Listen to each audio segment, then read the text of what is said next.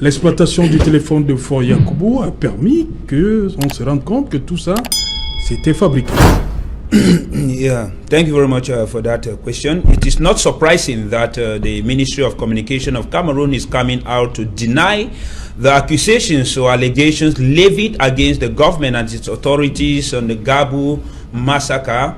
Once more, the government of Cameroon, in its very unprofessional, illegitimate manner, comes to deny actions of the military that they have always claimed to be professional in the country. We must acknowledge here that this is not the first time that the Ministry of Communication is coming out to deny allegations of factual events taking place in the national territory of Cameroon. It was in 2016 or 17, if I'm not mistaken, that a baby and some mothers 18. Were killed in the far north. 18. Okay, 2018, in the far north region of Cameroon, and the Ministry of Communication came out to say it was not in Cameroon, it was in Mali, until otherwise stated by Amnesty International that it was actually Cameroonian armies.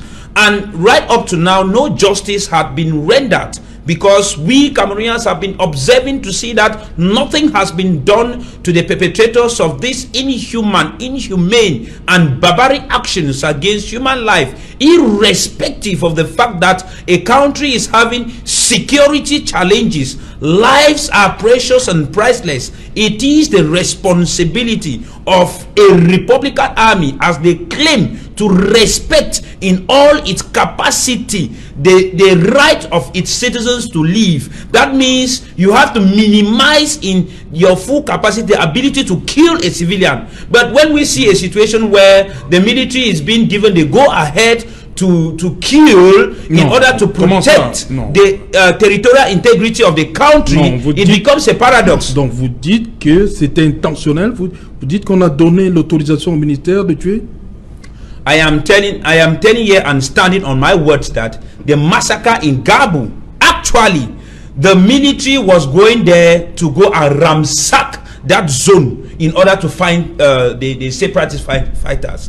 But when the military were given information that these guys are no more in the zone, they said that we have to go and carry out an action to justify that we have been working. And that is not the first time that the military had been carrying such very biased way of doing things on the so-called professional military.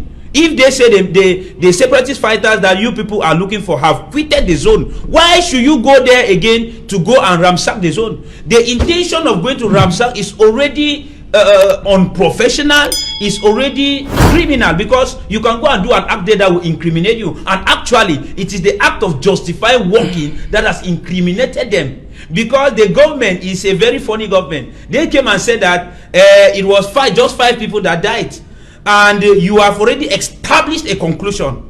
And then in your own communique, the head of state, come and say we have opened investigation. How should you be opening investigation when you have already established conclusion on the matter that the military had not done anything? It was collateral damage. That is just to tell us that the government in place, the Ministry of Communication, and the institution that they incarnate has lost credibility in Cameroon, in front of Cameroonians, and every male Cameroonian, apart from those that are arguing in order to protect their political position, protect their interests, protect their stomach, for which posterity will account them for, because the blood of these innocent children in Gabu on a lover's day is very insignificant, and it's a warning not only to these ministers but all those who are gambling with this Gabu massacre issue.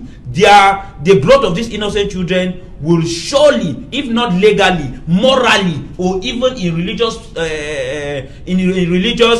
sanctions, hold them accountable for what they did in that zone. So the government should take precautions.